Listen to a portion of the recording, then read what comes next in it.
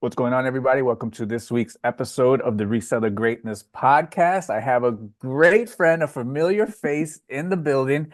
I think this is the fourth time we've talked. We did a faceless podcast a couple years ago that so far, fingers crossed, is the number one spot on your channel, but you have a great video coming up, and I think I'm going to lose the crown. So we're going to have to revisit that. I got to get the crown back, Mel.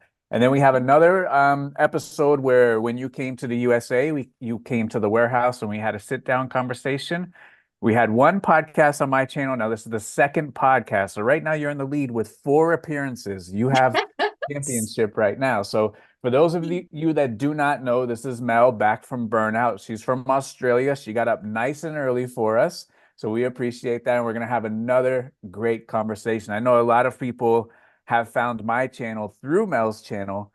And I know that Mel, she makes great videos, very relatable to a lot of people. So, I just want to have another great conversation with Mel. So, Mel, for the people who don't know you, tell us a little bit about what you sell, what you do, how you got started, what stage you're in, and then let's have a good time today. Okay, so my name is Mel from Australia. I go under the handle Back from Burnout, probably because my life is coming back from burnout constantly over and over like a roller coaster. Anyway, I sell pre-owned books on eBay, about 7,000 books in my store at the moment. And I've got a YouTube channel which basically vlogs my life as a bookseller, but also vlogs my life in general and sharing. I think I'm in a little bit of a new season of life and trying to take back control of my life, and tech has been the man to help me. So, yeah. All right. So the last time we spoke, in Mhm. person was at my warehouse, and we had a great conversation, and we identified the virus in the business. You had to clean out the warehouse. You did a lot of work. We're disciplined on buying. I watched the videos. You're buying, but how's everything? How's business? I also know the numbers are looking good too. So I know you are trending up. You just got back from the eBay Australia meetup. How's business? Just brass tacks, how's business going? How's the virus? Do you have a wrangle on it? How's business? How's everything? I don't know if I have a complete wrangle on the virus. I've definitely identified that the problem in my business is a processing Mhm.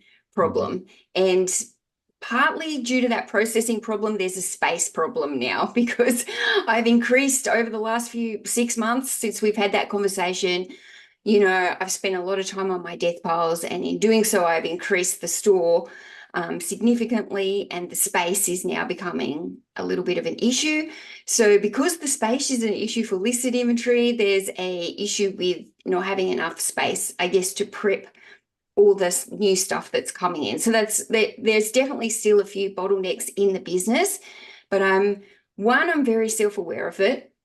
Two, I don't have anything in the actual warehouse at the moment that's rubbish. So even though I've still kind of got a processing issue, it's not a processing issue where I'm bringing in dud stock that I don't actually want. Like if I'm doing like a larger haul, I'm getting rid of the stuff that I don't want very fast. So it's just really a build up, I think, of a lot to do with little time, I guess. And then because there's not enough space in the warehouse for the processing area, it feels like it's a lot on top of me at the moment. But I am very aware of the bottlenecks, and I'm trying to alleviate those problems, trying to think outside the box on how I can do that. So if you're getting to warehouse capacity, Mhm. where do you see your business, or what's the plan for Mel for back from burnout in the next couple of years? Are you going to a bigger space? Are you going to refine what you have? Are you blowing this thing way up? What's the plan?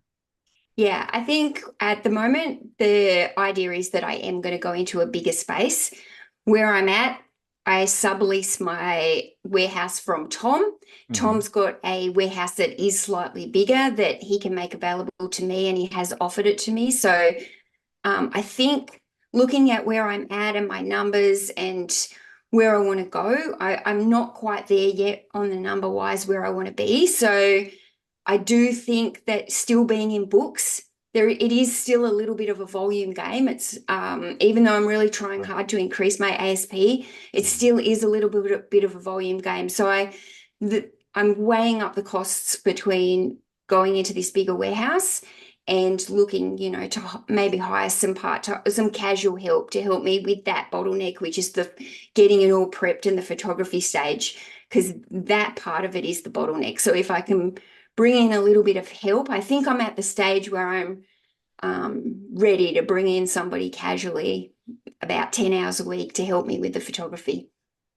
Yeah. That's right. All right. So you're going to have someone come in, like you said, casually, 10 hours a week. They're going to help with the photography in an event for you to process more, to tidy up more, to get more listings done. What would be the plan to utilize this person's 10 hours? Yeah. So the idea is to get her in there helping me to prep, clean the books, de-sticker them, get all that stuff that's very time consuming that anybody can do. It doesn't need me to do that part of the job. If they can photograph it, I'm a really fast lister, but the problem is if I don't have the books already photographed, I've got nothing to list. So then I get caught up in the stage of I haven't listed yet today because I don't have anything photographed. Sure. So I think that's while she's doing the photography and stuff, I can be doing other parts in the business and getting all that ready. So then that chunk of the day that takes with a couple of hours doing the photography that'll relieve some pressure off me. All right. So I know, the past few weeks we've been having some conversations on Instagram, and you are, entering into this next stage of your life. A lot of the things that you were kind of waiting on have been resolved, and you're ready to break through, push through, and we talk a lot about money. We talk a lot about saving, what we should do with our business money, separate accounts, things like this, and I think that is a great conversation that a lot of people they wonder about, they think about, they don't have a great grasp on it, and that is, one of the most important parts of running a business. So, just starting off with the, casual help, 10 hours a week, that is a liability to the business because now you're obligated to pay this money. So if you have this liability, we have to offset the liability with more production coming out. So if Mel back from burnout is getting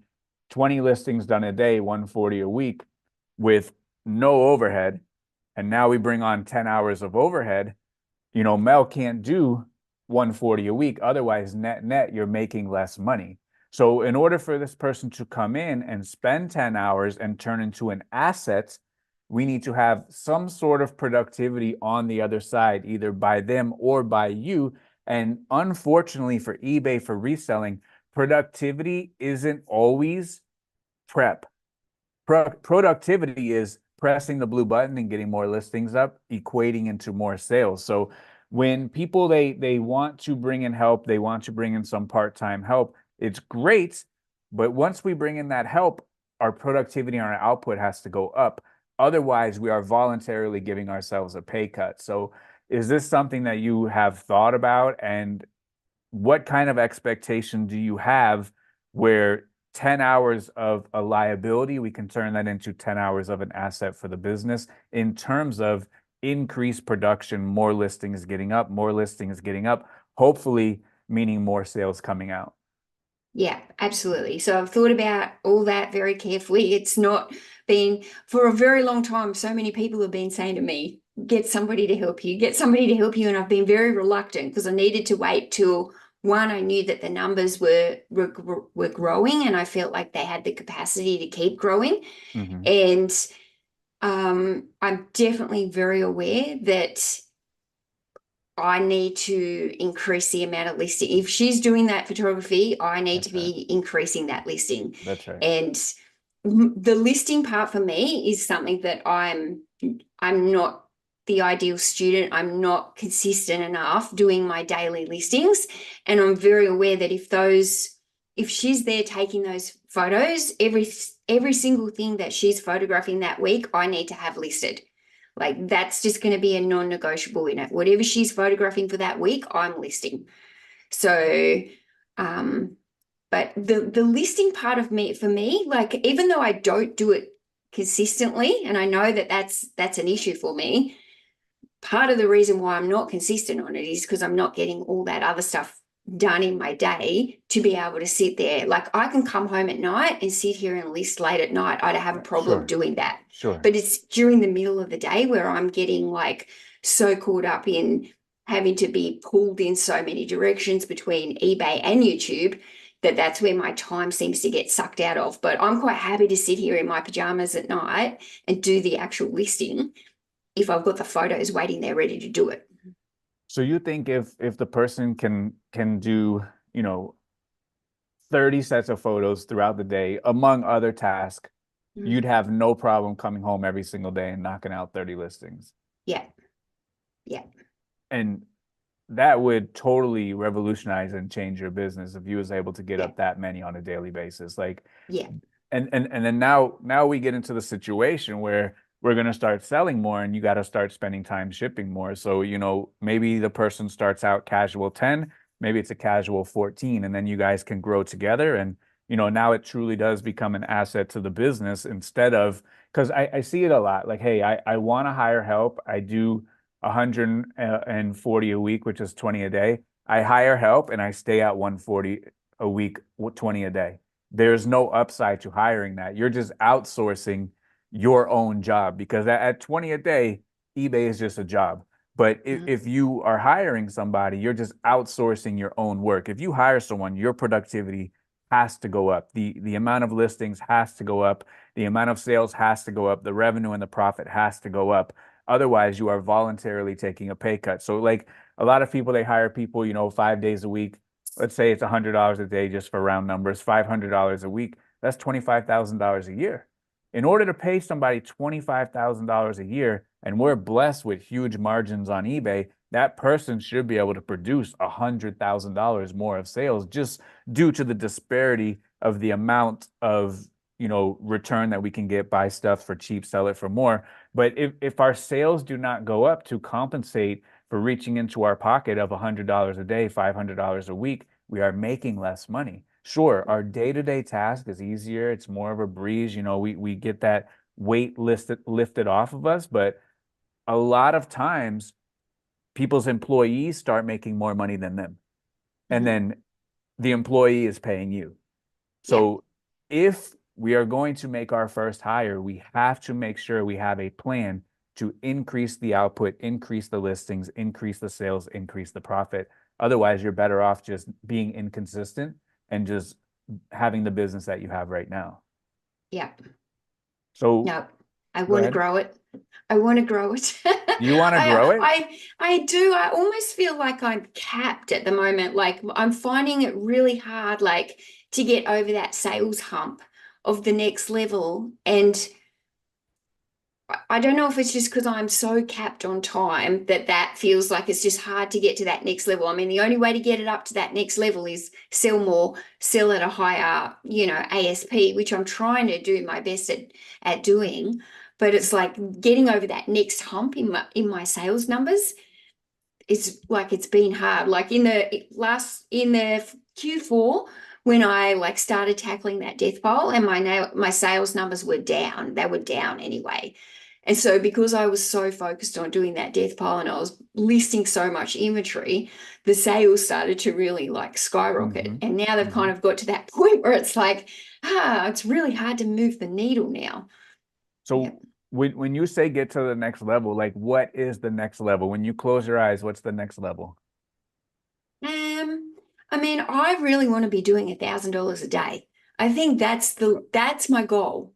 So you Thousand got a dollars a taste of day. $1,000 a day a couple times and it I feels have. good, huh? Yeah, yeah. I've had quite a few $1,000 days now. And Nice.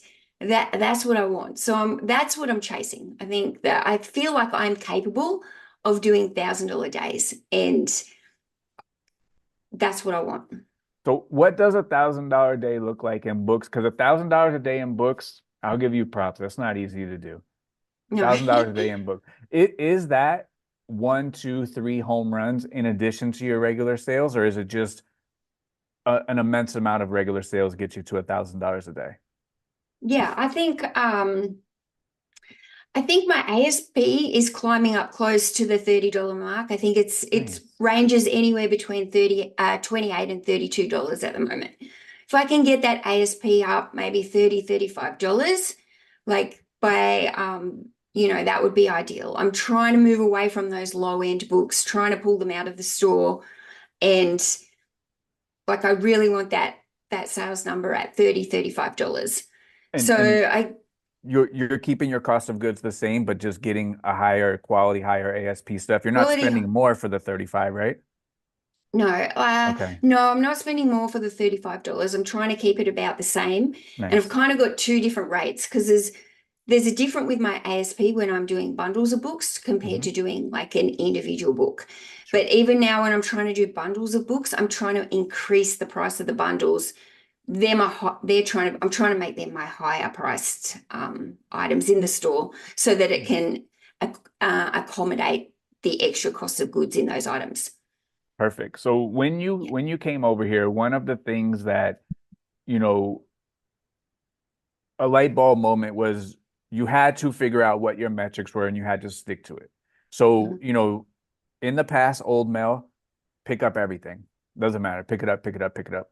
And then you started to say no to some stuff and then only picking up those very good stuff. So in the beginning, I'm sure it was difficult to say no because, hey, I've sold this book before and made $3.12 profit. I've sold this book before and it hung around for 11 months and I made $11. Like we've sold these items, it's familiar, so it's comfortable doing.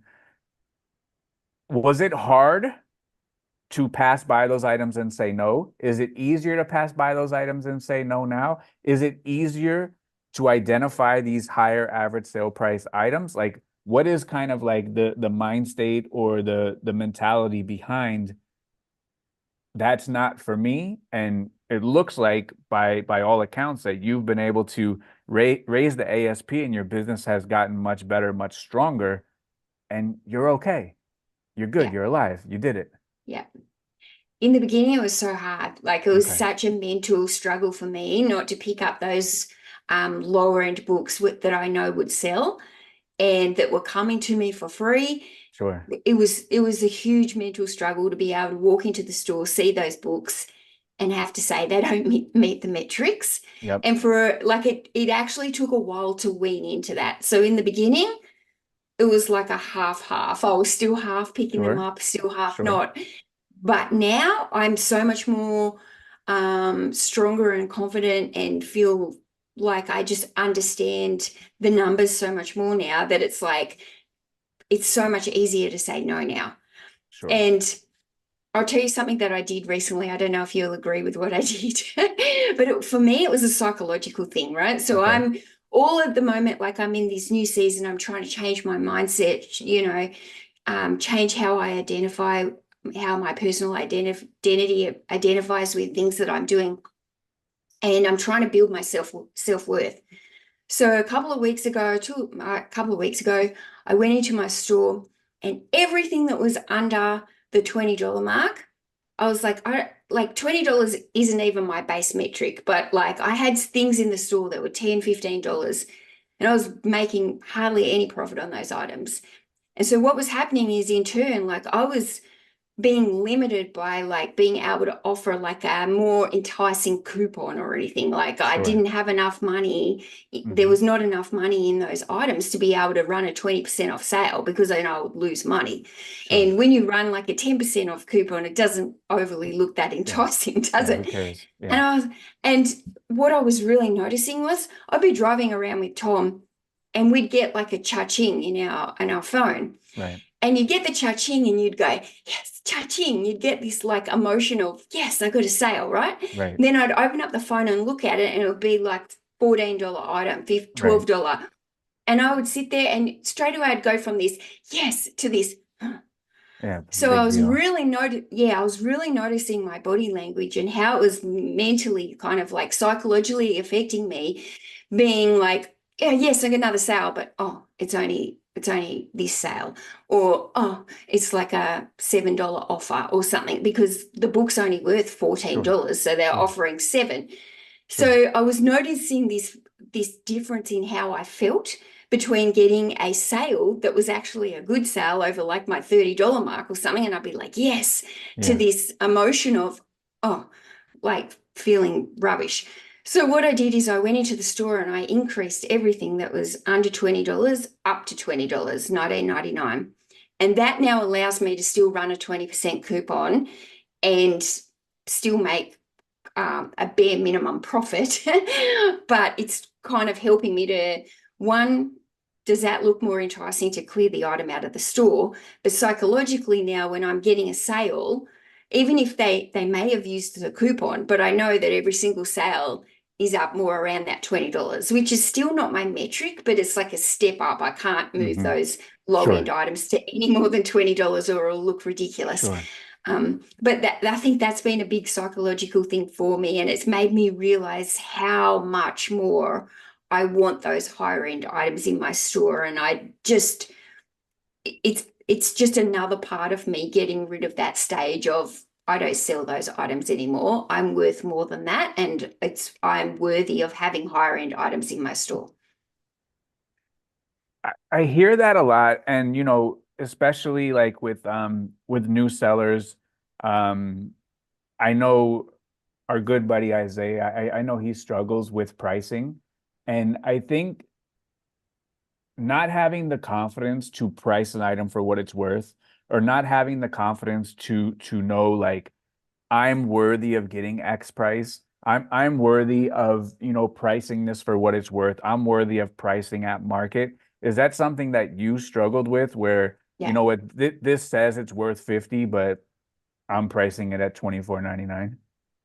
I think when I grew up, I come from a family with my mum was a single mum. And Mhm. so she worked for herself. She was a typesetter. And whenever she would go for a job, she would always want her quote to come in at the lowest possible price because she wanted Sure. to make sure she got that job. Hmm. So I kind of grew up with that mentality that if you always go in with the lowest price, you're the one that's going to get that sale. But at the same time, you're devaluing your self-worth. My mum was worth so much more than the prices she was offering just to get that job. But that was because she was stuck in that single mum and trying to put the money on the table. And I've noticed that with all my jobs that I've ever done, I've always been the lowest. When I owned my online party shop, I had to be the lowest, feeling like that's the only way I'd get the sale. When I was a family photographer, I was always going in at the lowest price or doing these cheap sessions to try and get, because I didn't feel like people would pay the amount higher. And I think when I've come into eBay, it's been a similar thing. I'm like, I like this business because I don't have to feel bad about the pricing. I don't know who's buying my thing. They either like it or they don't like it. But there's Right. still been that mentality of go in there at the lowest price. But then hanging around with like Tom will sell the same item as me, but because he values his self-worth so much, he charges more for the same item as me and he'll get the sale. And I'm always like a little bit mind blown, like, how did you get that much money for that? How did you get $24 for that book when I get 16? But it's because he values himself higher. He values that he's got a store with good feedback, like his business knowledge is there and people will pay to buy from his store where he's got a lot of feedback, a lot of listings, and he's running like this proper business compared to Joe Blow, who's only got 100 listings in their store and a 97% feedback. So he's kind of valuing where he's at in business, and he can get more for the same thing that I'm selling. So it being hanging around that has really made me see like I can get more for some of these items. I don't need to come in at the lowest of lowest prices. I can charge a little bit more. And if I am at the lowest of lowest prices, how do I run these? If I do want to clear stock out, how do I run them out if I've got no margins to be able to open up the fire hose and run a sale? Then you're stuck with it.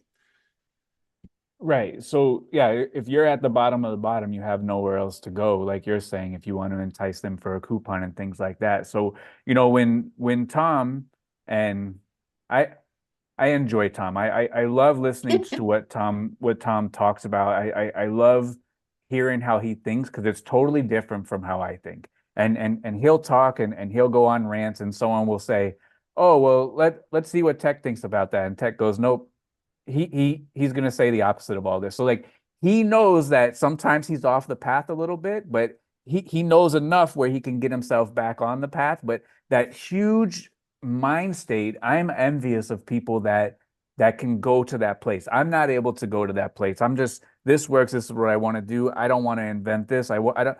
So I'm very envious of this. So like when he prices it for 20, it's worth $20. Like because he put in all that work, he knows it's worth $20. And like for us, we don't have that confidence where we know we can get $20 for this item. So we're going to sit here and we're going to sell it for $12.99. And then we sell it, and then Tom sells the next one. Or, eBay is not like Amazon Buy Box where the best price gets all the sales. They have, a shared distribution of the impressions. You might show up first. Tom might show up first, and he might not even have the best price, and he might sell his for 20 before you sell it for 12. So that's just the way that eBay works. But if you do have that confidence in your pricing and have the confidence in what the market is telling you, the market is telling you this item sells for around $20. We don't have to be half price. We don't have to do 33% off straight out the gate. So if that's something that you've learned from Tom, that's something that you have picked up on rather recently. And you're very open about everything inside of your life, eBay, some portions of your personal life. Like how has that mentality of like, my because you have, when we talk about your business, you're beaming much more about it. Like you're much happy to talk about it. You're finding much more success. Um, has that kind of, I found my value, or I know what my items are worth. Has that transferred over into other aspects of the life? Yeah.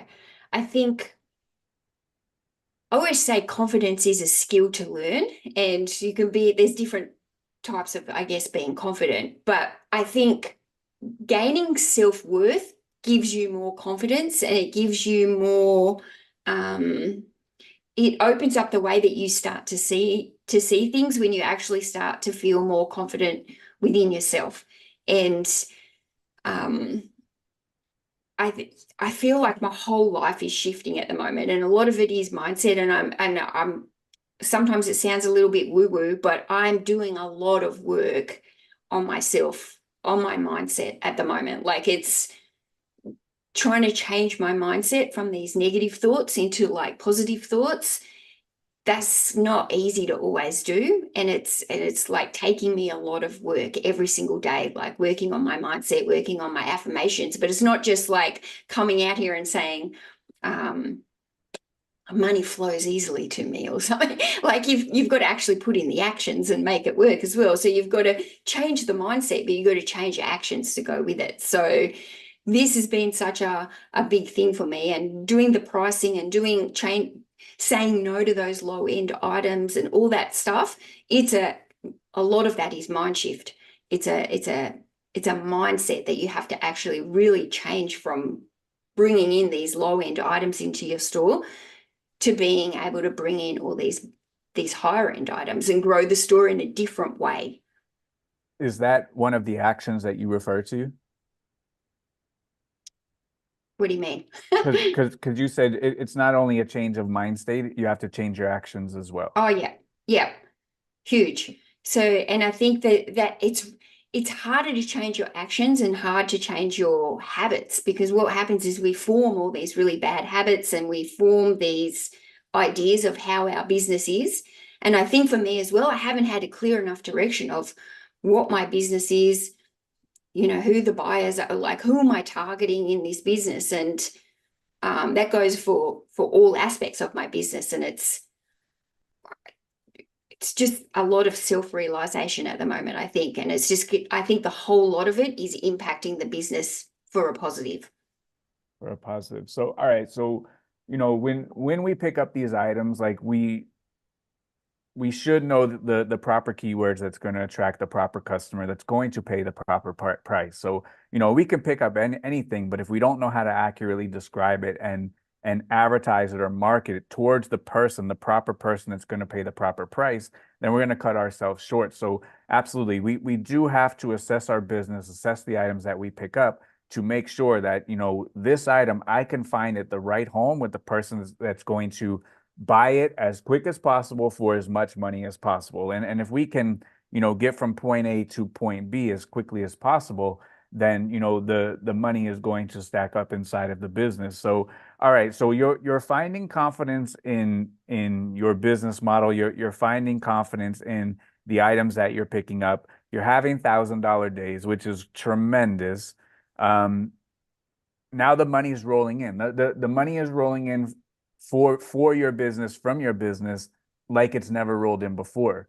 So now take us behind, you know, that portion of the business. And everyone loves to talk about money, but here we are. We're going to talk about money. So the money's coming in from the business at a larger clip than you've ever seen before. So what is the next step? What kind of things do you have to figure out for the health, for the safety of your business when this money is coming in? That way, we have an opportunity, things are trending in the right direction, but with this opportunity also gives us a massive opportunity to make massive mistakes, make massive missteps, because as easy as money comes, money can go.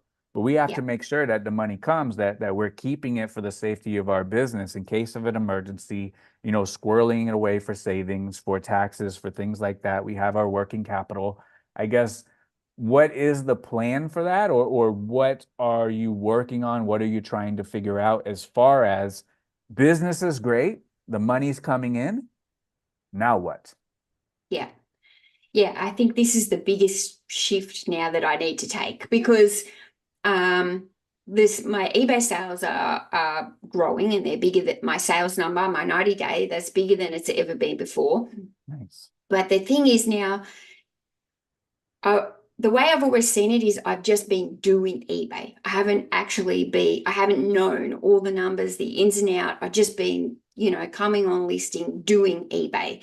And I've also just been pay to pay, like whatever comes in, I need every single cent of that money to That's live. fair. Yep. So, right. So now it's getting to the point where I'm trying to really grow it. But because of my life situation here, I know now, like, it's just me. I'm relying on my only income here. I can't just do eBay and live week to week and then have no backup, no emergency, no savings money. Like that's a really, really scary thought for me. Like before I had like a second income, I was only like the secondary income in the relationship. There was two incomes. So now it's just me. And it's like, I need to get a grip on this and I need to get all my ducks in a row, as they would say, on making sure that my money, like it's all good to see your 90-day rising. That's Mm-hmm. fantastic. As long as it's Mm-hmm. not a vanity number. I need to make sure that profitability is there and like that number's that I'm actually being profitable. So I need to be tracking. I know you always talk about all the different things to be tracking, and I track some things, but I feel like I need to probably track more, but I also don't want to get caught up into tracking too much where it starts to hinder me and becomes too much for my brain to Sure. focus on, because that Sure. happens with me. But I think it's just now it's kind of like the way I'm looking at all my bank accounts and my numbers and my changing my money mindset has been a massive thing. But it's working out now, what accounts do I need? Where do I need this money? How much surplus do I need in certain accounts to have? Like all that kind of stuff is on my mind because it's not stuff I've ever focused on. And it's kind of like the money's come in and I've needed that money to spend. Whereas now it's like, I need to have that money to spend, but I need to make more money so that I can have this going into an emergency fund and this going here and having some business savings in case my printer breaks down or That's right. something happens Right. or a great opportunity comes along with a great haul. I want to make sure I've got the funds there to actually be able to take that opportunity. So I think for me, it's just getting all those ducks in a row now. And sometimes it's like, where do I start? I think that's the hardest part. Where do I start and what do I do first? No, it's all great questions and all great things that, us as business owners, because, whether or not you're doing as a hobby or a business, the IRS or the equivalent in Australia, they consider it a business if you're turning a Yeah. profit. So this is all stuff that, we need to have a good handle on. So I guess first and foremost, where do you start? It would be figuring out what your business expenses are. So Mhm. that way we know how much we need to allocate to keeping the business running week to week. So for you, what is the plan for listings per week? How many are you going to try to get up per week? Once you get the help, without the help, what is your baseline? Where do you want to be per week? I think I need to be around 50 a day. 50 a day. Okay, very good. Yeah. So that would be 350 items a week. Hmm. All right. And then you have a cost of goods. So the Yeah. cost of goods would be what? Yeah. I think this is a number that I need to spend a couple of months tracking because in my Yes. head, I've got the number, whether or not it's an accurate number. And it's hard for me because sometimes I get free hauls of books. Sometimes I go to book fairs and I have to pay up a little bit more for the books. Hmm. Sometimes I buy off Facebook Marketplace, it's super cheap. So in my head, I've kind of got it averaged out that my cost of goods is between $1 and $2 for like a Okay. single book. Hmm. But $1 and $2 is quite a big jump, and I really need to know, is it $1, $1.50, $2? So I guess for me, the only way is to track the big hauls, the big numbers, and divide it up. And Right. It, tracking everything. The free stuff, no, that's free. It doesn't count. But yeah, you're right. $1 or $2 is the difference of being an average cost of goods for the week of 350 or an average cost of goods for the week of 700. That's a big yeah. difference. But the free stuff, when it comes in like that, does that still go into, like, if you get 100 free books and you buy 100 books for $2 each, but you've got Mhm. 100 free, so then you're putting 200 into your store. Do you You make could. it like cost of goods $1? You could, but that's the exercise that you have to do. Now, Yes. are you getting 100 free books for every 100 that you spend? Mm, That's what we have to track. So yeah. you can do it that way, which is fine. But in order to develop an average cost of goods, just as an example, you go to the book fair, you buy 100 books, you spend $100. That trip, average cost of goods, $1 each. 100 books, $100. The next book fair you go to, you get 50 books and you spent $100. That second trip was an average cost of goods of $2. So now we have 150 books that we have spent $200 on. So we're going to divide that out, comes out to 166, and that's our rolling average cost of goods. And then next week when we go out and we get 500 books for $500, now we have 650 books that we have spent X amount of dollars on, and we keep continuously dividing that number and rolling it into each other to get this average cost of goods. And then if you end up getting, 100 free books that are good enough to list in eBay, now we have 750 books that we still spent that X amount on, and that's going to bring our overall average cost of goods down. So you're right. You have to start tracking this because we don't know if this 350 books is $350 or maybe we don't have a grasp of the numbers and maybe we're spending $3 each and now it's $1,000 a week.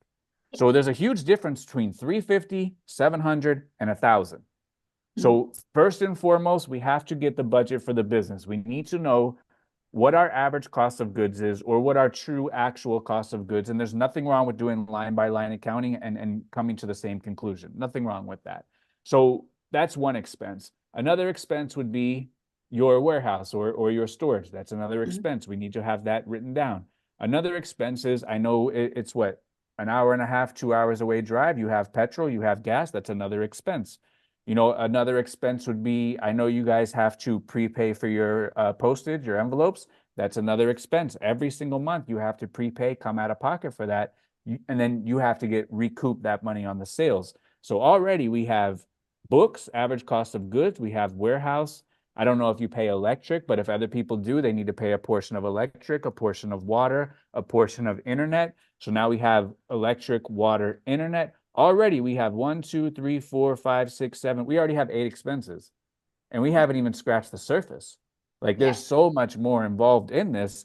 And we need to have an understanding of what our monthly nut is for the business. How much does Yeah. it cost for me to run my business when my feet hit the floor? How much do I need to recoup in order to turn a profit? Is it I need to recoup $161.16 before I even make $1. We should know this number where I need to get this, otherwise I lose money today. So like for me, on some of my businesses, I have 10 employees. They make $200 a day. Before my feet even hit the ground, I'm already out $2,000 in labor. Never mind a few $100 in gas, $100 in snacks, $100 in drinks, chainsaw breaks. I'm thousands of dollars in the hole. So I have to recoup that money before I have to make $1 more before I turn a profit for the day. And it's the same thing for our eBay. If every single day our magic number when our feet hit the floor is $161, we have to make 162. But making 162 ain't going to get us where we need to be. So we need to know first and foremost what all of our expenses are. So look around, take note, take inventory, figure out how much money we have going out. And this is something that should be tracked. Some of them need a little bit longer tracking, like the rolling average cost of goods, but you could do it for 2 weeks and you can get a pretty good fundamental idea of what the average cost of goods is. We already know how much your warehouse is. You know around about how much you pay in gas. You know your electric, internet, all of that kind of stuff. You know your postage, you know those kind of things. So those are our fixed costs. And our average cost of goods is a fixed cost. Why? Is cost of goods fixed cost or not fixed cost? Well, that can change the average cost of goods. The average cost of goods can Oh, sorry. change. The average cost of goods. No, that would be put in there as a fixed cost, wouldn't it? Well, the average cost of goods can change. But Yes. if our warehouse is a fixed cost, our internet is a fixed cost, that's not going to change month to month. No. Our cost of goods should not change month to month because we should be disciplined to know I need 350 pieces this week. I don't need to be out here buying 700 this week. And I don't need to be out here buying 700 next week. So you should know next month, I need to allocate X amount of dollars for my cost of goods. And once because that's you're hard, done. Tick. You're done. That's the hard bit. You No, go that's out to the not the hard bit. bookstore. It's not the hard bit. You have to be disciplined. Otherwise, you're going to source yourself out of business. Yeah. And when you start getting these windfalls of money, $1,000 days, go right to the bookstore. Go right to the bookstore, and all your money is going to be sitting behind you in books instead of sitting in your bank account in cash. So we should already know, for me, my average cost of goods is $4. If I'm listing 100 items a day, I know tomorrow I owe $400 to the business. If I'm listing 100 items a day, that's 3,000 items a month. I pay $4 each. I owe the business $12,000 next month. I have no business going out here buying.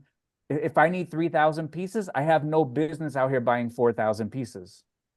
I don't need 1,000 extra pieces. 1,000 extra pieces at $4 is 4,000 extra dollars. And then what? Now our bank account has no money. We need a printer. Our bank account has no money. Our car radiator blew. Our bank account has no money. Our landlord calls us up and says, hey, you owe me X amount of dollars. Our bank account has no money, and we have something unforeseen, personal, kid falls down on the bike, breaks his arm, but we got a bunch of books. So now what? You go to the doctor and pay him with Reader's Digest, pay him with National Geographic, or you pay him with money. So our cost of goods is fixed. Sure, it might vary a little bit, but our piece, the number of pieces that we need is fixed. If you list 350 a week, that's times 4. You have no business buying any more than what 350 times 4 is. You have no business doing that. 350 times 4, you have no business buying more than 1,400 books a month. If you're buying more than 1,400 books a month, shame on you. You're cheating and you're robbing your business. Until you increase your listings. Now, if you increase your listings and you do 400 a week, then go out and buy 1,600 books. But until then, you don't need no more books. So if you know right now that you owe your business 1,400 books, what do we got to do? We're crunched on time and we owe our business 1,400 books. What is our mission for the month? To buy those 1,400 books. To buy the best damn 1,400 books we can find. Yeah. Especially if we're crunched for time like you, because we can't be out here messing around with $7 books. Yeah. And if we owe our business 1,400 books, our mission is to go out there and buy the best damn 1,400 books we can find for the best price we can get them for. Because if 100 of these 1,400 books are garbage, we did a disservice to the business, especially if we don't have the time.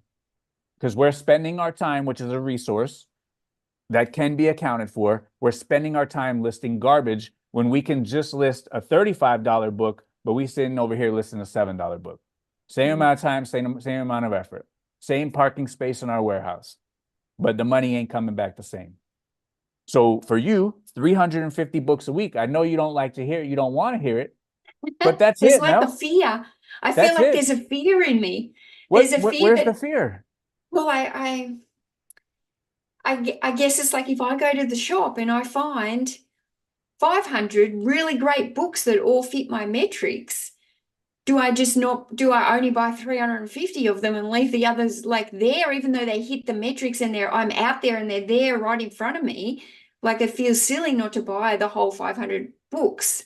Okay, great. You buy the 500, and then what do you do for the next 10 days? You list 50 a day for the next 10 days and stay your butt at home and get your work done. And then once your 500 books are gone, you go back out and you go buy more. But if you have 500 books, which is 10 days of listing for you who want to list 50 items a day, you have no business going back out sourcing tomorrow. You have more than you need for the next 10 days.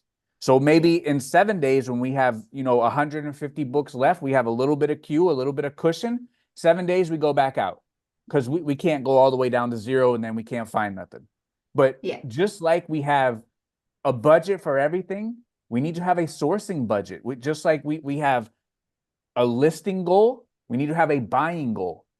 I have a buying goal. I have turned down more inventory than anybody on the face of the earth.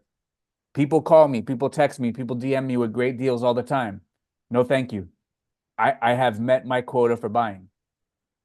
Do we have quotas for buying? Have we ever thought in that mindset? Anybody out there in the comments? We have a listing goal. Do we also have a buying goal? When we're done listing, we're done. When we're done buying, we're done. That's it. Otherwise, you can go calculate your death pile and see how much money is locked in there. When you had that enormous death pile in your shed, you had more invested in the death pile than you had in your bank account. Now that you've put that stuff on eBay and you've turned that death pile back into money, now your bank account is looking better. So if we cannot be disciplined to have a sourcing budget, have a listing budget, all of our money is going to be locked up into inventory. And that's not where we need to be. So if you're going to do 50 a week, that's 350 pieces a week. That's all you have to do.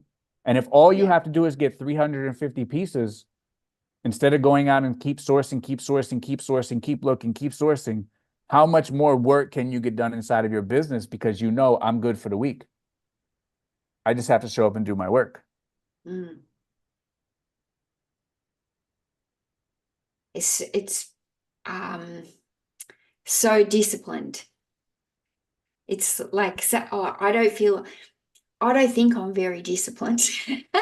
So I think that's an issue. That's an issue. So it's like when you say it, it's like, okay, this is another skill that I need to bring into my life and focus on and learn and make a priority to actually learn to be more disciplined. Because the listing a certain amount every single day, that's another thing I have an issue with. Because I like to just come on, and if I'm in the mode to list and there's 150 things sitting there waiting to list, I just want to list the whole lot all at once because I'm in the mode to list. So I have a problem with like feeling like this $50 a day, 50 a day or whatever. Sometimes I'd rather list 150 in one day and then list none the next day. So discipline and consistency is definitely an issue that I have. And that's a mindset, isn't it? It's a mindset. All of that can be conquered. That's easy. If you have the ability to list 150, have the discipline to chop it up over the course of 3 days. List them all the way through, put them in drafts. Tomorrow you don't have to list. You press one button, you list 50 and you're ready to go. That's fine. There's nothing wrong with that. And the discipline and the mind state shift to being disciplined, you cannot have employees if you are not disciplined. If you are not disciplined, you will ruin your business when you start hiring employees because there's so much that goes into it. If you're doing it willy-nilly, if you have no plan, if you have no discipline, you will totally destroy your business if you start hiring a bunch of employees. Because if you lack discipline, how do you expect them to be disciplined? Yeah. If I have the utmost amount of discipline and my employees see that and you lead by example, it's no wonder that we get our listings done every single day. But if you come in every single day and you're not disciplined enough and you have a new plan every day, you have a new way of doing it every day. Hey, today we're doing 150. I know yesterday we did 50, but hey, I'm in the mood to do 150. Employees can't operate like that. Employees cannot operate on unstructured, undisciplined, no rules atmosphere. We have to have rules for everything. We have to have, guidelines and certain ways how we do everything. So as far as the money goes, we need to know what our fixed expenses are. Inventory is a fixed expense. We know how much inventory we need for the week. We know how much inventory we need for the month. And once we get an average cost of goods, we know our fixed costs for inventory. If I'm listing 100 a day, 700 a week at $4 each, my fixed cost for inventory is $2,800. I got to have at least that much for my business to keep going. If I don't, I'm out of business. If I don't, my business declines. So our inventory cost, and we don't hear a lot of people talk about this, your inventory cost is a fixed cost. You want to make a lot of money selling on eBay, have a fixed cost for inventory and know what it is. Yeah. Because if you don't, you go right back out there and you keep buying stuff and your bank account is empty, but your death pile is full. Your bank account is empty or you have a store full of stuff that's not selling. Yeah, it's like a budget, isn't it? Like you either A within budget. your budget or you've blown your budget. Or you've blown your budget. That's right. And how many times can you blow your budget before you're not even making it to the week to week, paycheck to paycheck no more Yeah. because your budget's sitting behind you? Yeah. And we did that already. We don't want to do that no more. Yeah. So we have to find the discipline. And hey, I know rolling with Tom, it's hard to say, hey, I got enough. Because Tom will mess around and throw down 20 pallets and say, there ain't no sourcing budget for me. And you know what? Let Tom go ahead and do that. Let Tom pull 20 pallets out of the truck and fill them up. Let him do that. You have to have you have to be disciplined at your stage, at every stage. You have to be disciplined to say, I don't have any more of my sourcing budget this week. So once you figure out, and I know you've talked to me on Instagram the last couple of weeks that to have these separate bank accounts or have these separate buckets. If you are disciplined, you only need one bank account. Yeah. Because you're disciplined to go, I know how much I need to spend. If you are not disciplined, then you need to take your payout and you need to divide it up. You need to divide it up in how much do I need for a sourcing budget? So Mel, if your average cost of goods ends up being $1, you get your eBay payout, you put $350 into your sourcing bank account. When that money is gone, you're done. You're done until next week. And then some of that money needs to come. That's your working capital bank account. When that money is gone, you're done until next week. If you get a great deal and you spend $300 instead of $350, then we keep $50 in our working capital. Great. There's nothing wrong with that. We look at it. We look at it and we get happy every single time we open up our bank account because there's money in there. It's great to see. And then outside of that, we need to have a business savings account, which we need to put X% towards taxes, towards things like that, taxes or capital expenditures, kind of like those one-time purchases. My computer broke, I need a new computer. Those non-reoccurring costs. My car's air conditioner broke, I use my car for business, therefore it's a business expense, company vehicle. I need to fix my air conditioner. So we put a percentage towards our working capital, what it takes to keep our business alive. We keep a percentage towards our business savings. Our business savings pays for taxes, pays for our one-time big purchases. Also, if you're doing it right, you don't need new computers all the time. You don't need big upgrades all the time. You don't need to go out and spend a bunch of stuff on fancy stuff all the time. Taxes is going to be covered.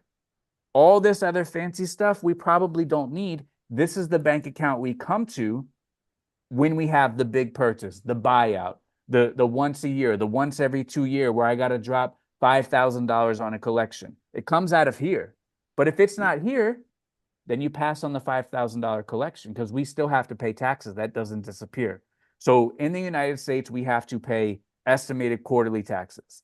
So we should have enough in our business savings account where we can pay our estimated quarterly taxes at all times. Because once you file your taxes, you get your 4 coupons, your 4 vouchers, and it tells you when it's due and how much is due on each quarter. So let's say your estimated quarterly payments is $3,000. At all times, we should have $3,000 in our business savings. When we get to 4,000, when we get to 5,000, when we get to 6, we have $3,000 we can spend. This 3,000 is untouchable because it's already spoken for on September 15th. It's already spoken for on April 15th. This money has to go. So now we have 1,000, 2,000, 3,000 that we can spend maybe on an upgrade of a laptop. Now we have 2,000. Maybe we do a buyout of 2,000. Great, we do a buyout. Do we keep sourcing 350 pieces? No, we did a buyout. We get our butt in gear, we list this stuff, and then we go back to our 350 per week. So that's one account. We also have to pay ourselves. So we need to know what our personal expenses are, what our rent, what our mortgage is, what our food, what our light bill is, what our kids are going to cost, what I'm going to cost. That is another account that we have to work with.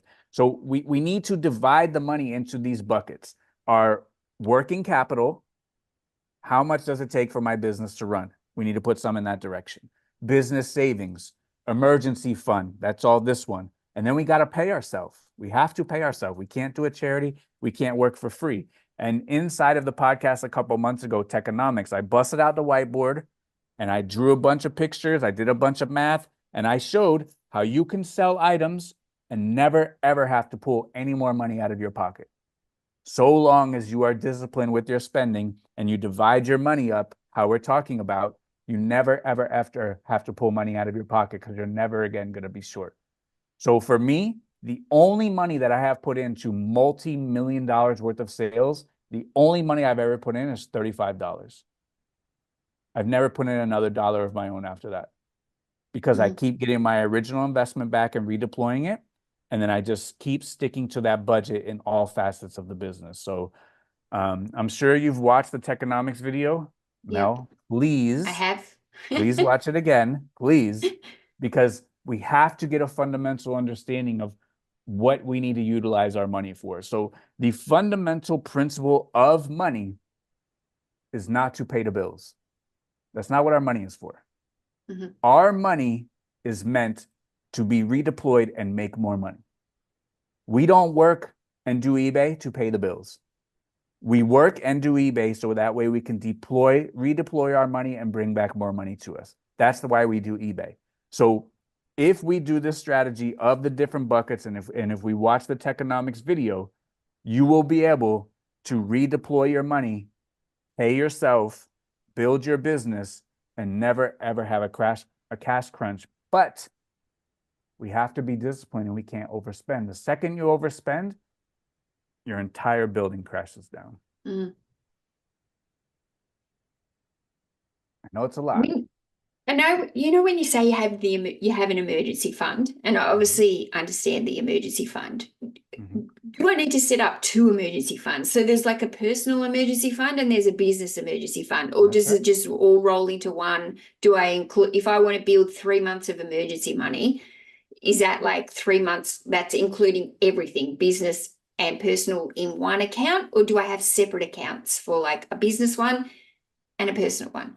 So it's going to depend. If you do have a business, then the business in the United States, it's its own separate entity. It's its own person. Then that business, that person should have their own account. You as a person should have your own account, your own emergency fund. So best case scenario, your business should have its own money for emergency, for redeployment, for buying a new computer. Your business should have its own money. You should have your own money where you don't have to utilize or use the business's money for your own personal emergency. If you're a sole proprietor, then it's all commingled in one. Ideally, you can still separate it and still have it separate, still be a sole proprietor, but we should, best case scenario, we should have a personal emergency fund and a business emergency fund. Now, does your business emergency fund need to be a tremendous amount of money? It depends on how much emergencies you got. Does your personal emergency fund need to be a tremendous amount of money? It depends on how much exposure you have to risk. Do you have 4 kids under the age of 12? You probably need to carry a couple more dollars in your personal emergency fund. Is your warehouse rickety and need a new roof? Then you probably need more of an emergency fund inside of your business. Do you have a brand new concrete block warehouse that was built 2 years ago? Maybe you don't need as much as an emergency fund for your business. So we need to assess our risk and assess how much exposure we have to risk. And therefore, that's how much money we need to keep on the sideline. So for me, I'm a big chicken. I am very risk averse. In my personal life, I have 1 year, well over 1 year of savings where if I make no more money, all the bills are paid, everybody is good. In my business life, if we never sell a single item, I can keep paying people. It's no problem. So when COVID happened and we were closed for 6 months, everything was closed. Nobody missed a paycheck because I had enough business savings to make sure that everybody was taken care of. And once we start hiring employees, we start taking on these responsibilities and liabilities, our emergency fund needs to grow because we are increasing our risk. We are increasing our exposure to risk. And, it's all fine and dandy to say, you know what, if something crazy happens and I can't pay the person, great, no problem. But don't expect that person to be loyal to you. If you're not loyal to them, don't expect them to be loyal to you. And, people are going to get sick. Our cars are going to break down. People's, are going to have some things in their life. I don't penalize them for that. If it's habitual, we need to have a conversation. But if you have to miss a day, no problem. I'll pay you for the full week. I have that built into my business. I show the loyalty to you that it's no problem.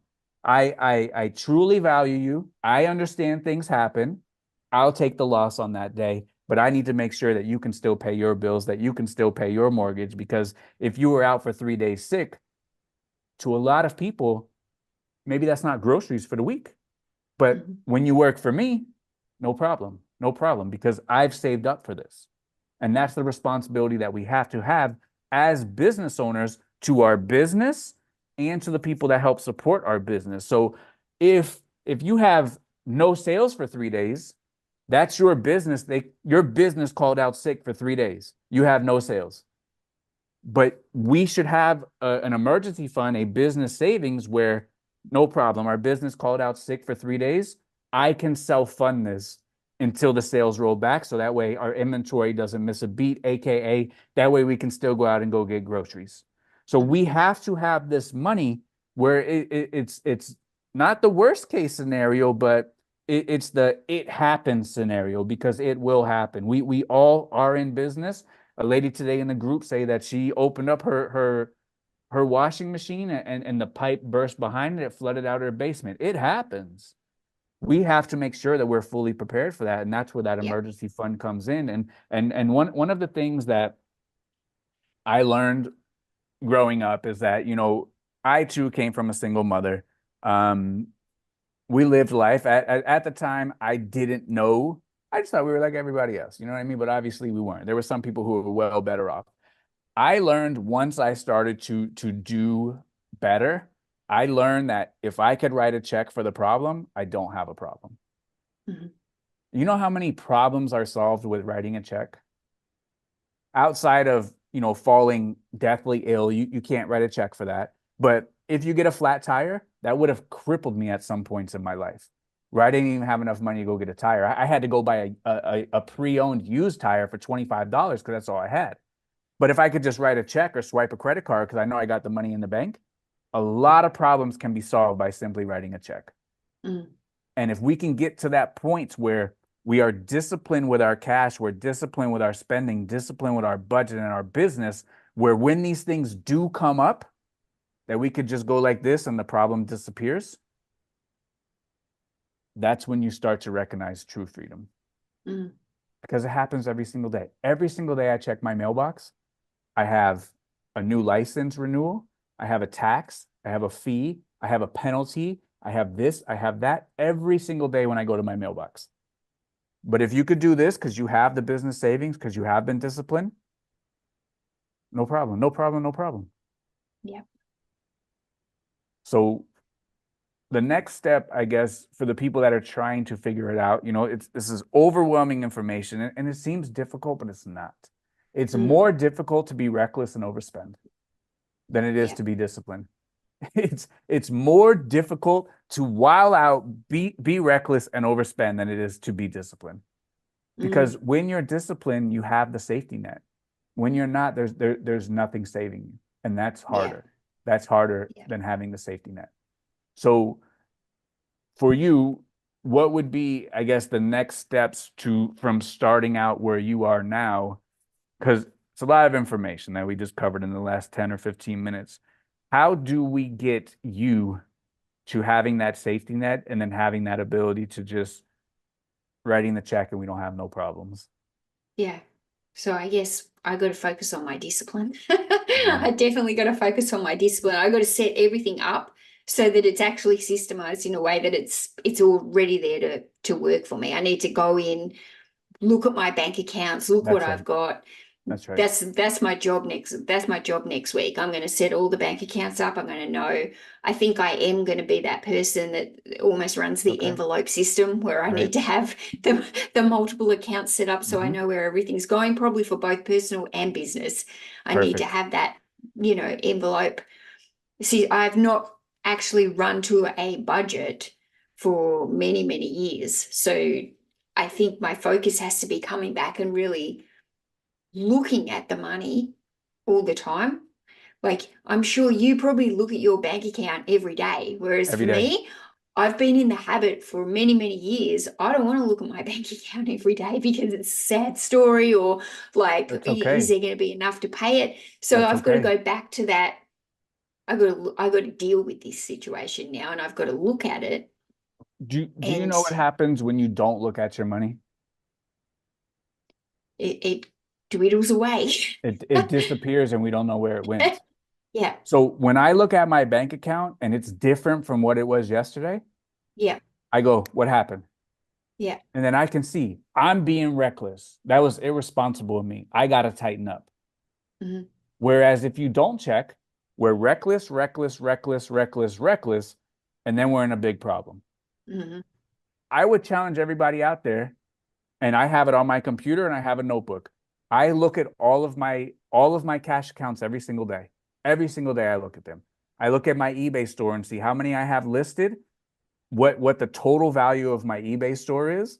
And the reason why I look at how many I have listed is because I need to know how much money I got over there sitting in the corner.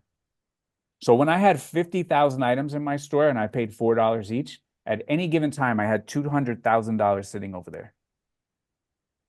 We need to keep track of this. Even if you have 1,000 items and you paid $8 each, you have $8,000 sitting in the corner. Once it starts creeping up, $12,000 sitting in the corner, $14,000 sitting in the corner, and your sales ain't going up, it smacks you right in the face that that's where all my money is. And we mm. don't realize that because our bank account ain't going up, our sales ain't going up. I found where all my money is. We as resellers, we don't find where our money is. Mm. I want to find my money right in the bank. I don't want to find my money broke bank account, sales not going up. I found my money in my inventory. Mm. I don't want to do that. We have Yeah. to find our money. Where is our money at resellers? As resellers, Yeah. where's our money? And we could cry broke. We can cry our bank account is low. We can cry the sales aren't there, but we have the money. If Yeah. you have 10,000 items and you spent $8 on it, you have $80,000 to your name. It's just locked up in t-shirts. And unfortunately, that ain't going to pay the bills. But you have $80,000. It went somewhere. Find out where your money is. Mm. Take an inventory of your bank accounts. Take an inventory of your inventory. And like you said, you need to look at your bank accounts. And that's right. So coming up this week, go into your bank account, see where the money is going. How much money are you spending per week, per month? And we need to develop a budget around that based on what your business is bringing in. Hopefully, your business is bringing in more than what has been going out for the last month, but we need to know where the money's going. Mm, I know where all my money's going. mm. And if you ask me how much my warehouse rent is, and someone says, "Oh, my warehouse rent is 2,000," that's a fake number. They don't know where their money's going. No one's warehouse rent is a flat number. How much of my cost of goods? $4, $5, $6. That's a fake number. My real average cost of goods is $4.24. Mhm. There's a lot of fake numbers. If it ends in zero, it's a fake number. Yeah. So we need to know where all of our money is going down to the penny. We need to know our expenses. We need to know how much we pay. Like my phone bill is $63.85. I could say 60, but that 385 times 12, you're looking at $36, and that's one expense. We have hundreds of expenses, and if we're off on 100 expenses by $36, that's thousands of dollars that we don't know where the money went. Yeah. So in order to figure out our business, you have to look at your bank account, and you have to see what your expenses are and where the money is going. And then after that, and only then we can develop the roadmap, and then we can develop the plan. And like you said, if you want to do the envelope method, or if you want to do the different bank account methods, that's fine. But remember, when that bank account's out of money, you're done. Yeah. When your sourcing account is out of money, that's it. Tell Tom, hey, I'll catch you next week. I got a list. I got a list, Tom. I'll catch you next week. My sourcing budget is done. So, you have any other questions about the dinero, the dollar, No. banking? No, I think the biggest thing now is just like to get those numbers for my exact kind of sourcing. I'll have a rough number after a couple of weeks, but you just got to keep tracking that number forever, or you get to a point where you go, okay, I've tracked this for 3, 6 months. One thing I do track is my postage, right? So I know currently my postage costs me $9.38 to send, and that roughly can change from month to month by sometimes up to 20 cents. Right. So sometimes it's 9.38, sometimes it's 9.58, but it's roughly always within that amount. So do you get to a point where you go, I don't need to track that anymore. I've tracked it long enough that I know that it's within about this dollar, and unless something really changes, I don't need to go back to track that number. So there Like, are things like your postage, which is great, that you don't have to track on a daily or a weekly basis anymore. You can get to the point where you can you can reconcile your postage for the month of May, and it comes out to X thousands of dollars. We take that number, we add it to our previous rolling cost of goods, and then we divide it out, and it's still going to be exactly where we need to be. So there's stuff in the beginning you're going to have to reconcile on a daily basis. And then Yeah. you can move to a weekly basis. And then you can move to a monthly basis. And then you can go month by month by month by month and keep averaging in with the month previous, and then you'll be fine. You don't have to do it every day once you understand and what you know. So for the postage, perfect question, perfect example. Once you get it figured out and dialed in, then maybe that's something that you revisit every single month as part of your bookkeeping.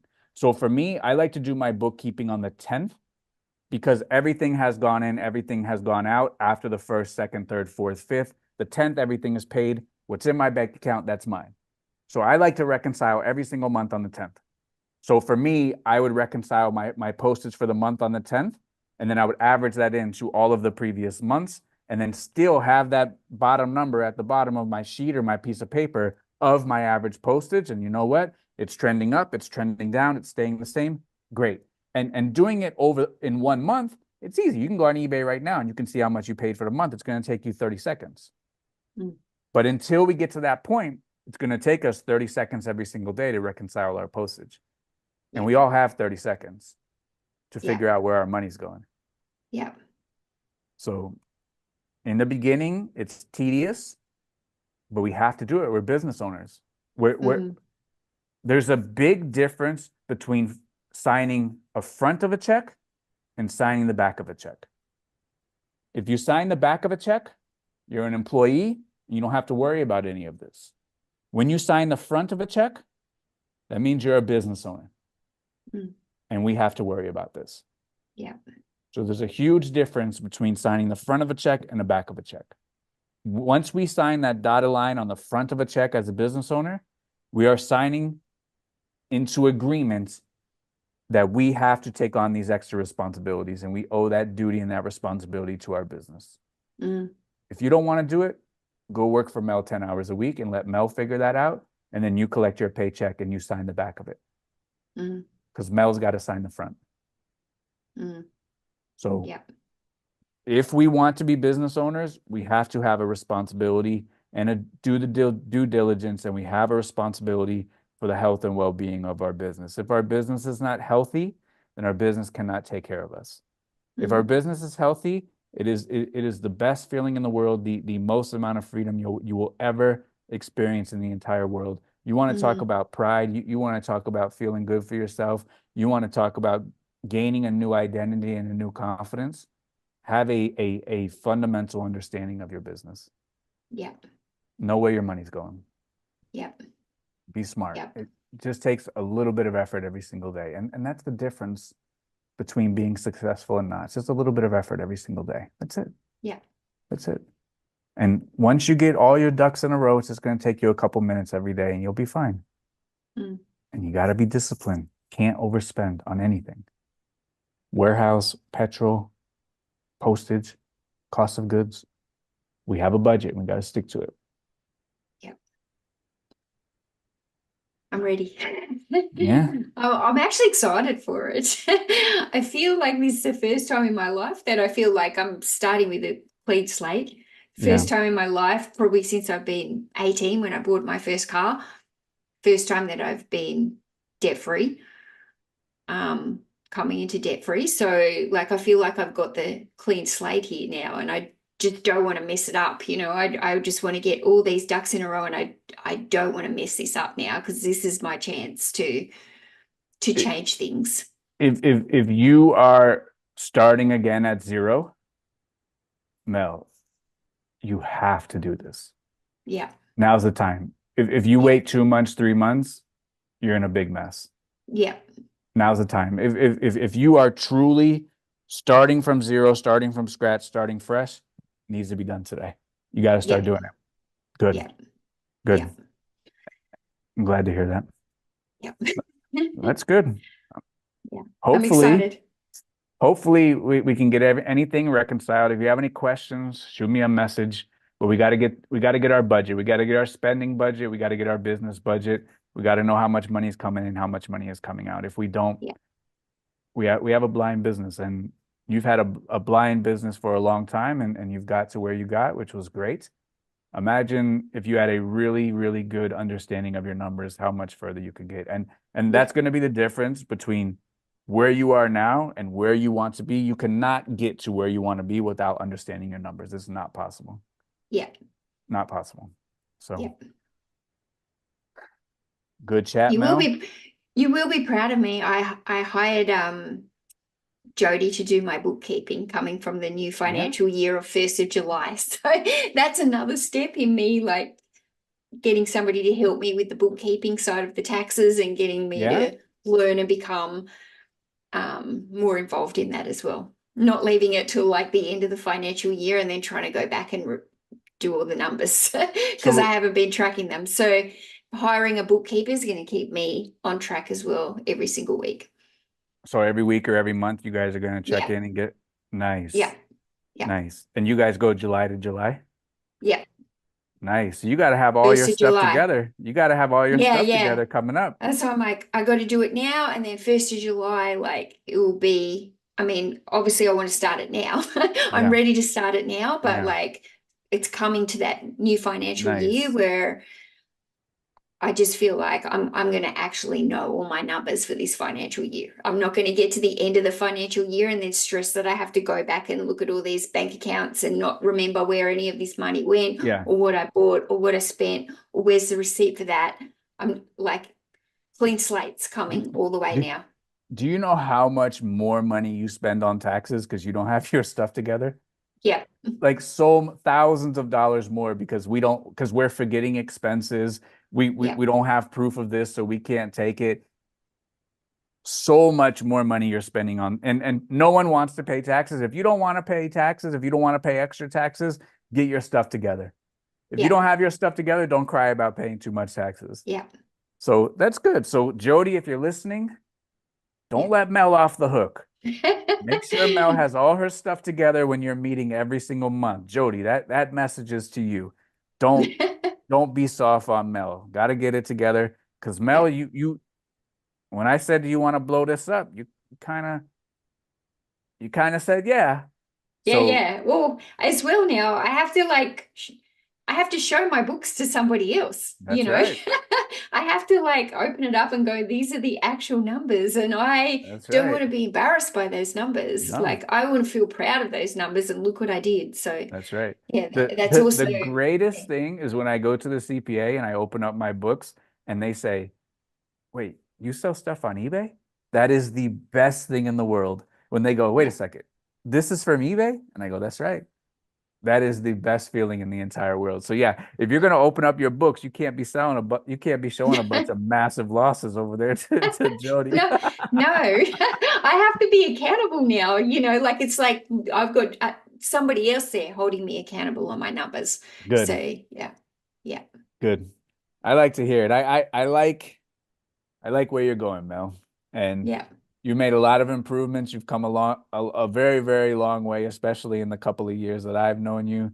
You've come a yeah, long way since I've seen you in America. Hopefully you come back soon and hopefully we can hang out again, or hopefully I make it to Australia and we can hang out. That'll be in a couple of years, but you've come a long way, Mel. I'm very proud of you and I value your friendship and you are one of the most kind, truly genuine people that I've ever met. So, thanks. and you know that's 100% truth. My wife and I, we think you're the greatest. So I appreciate you, Mel. Thank you. I appreciate you jumping on with us and I appreciate you spending time with us. And I know that this conversation will serve value to a lot of people because I think a lot of people are either getting a fresh start, entering a new season or a new chapter in their life.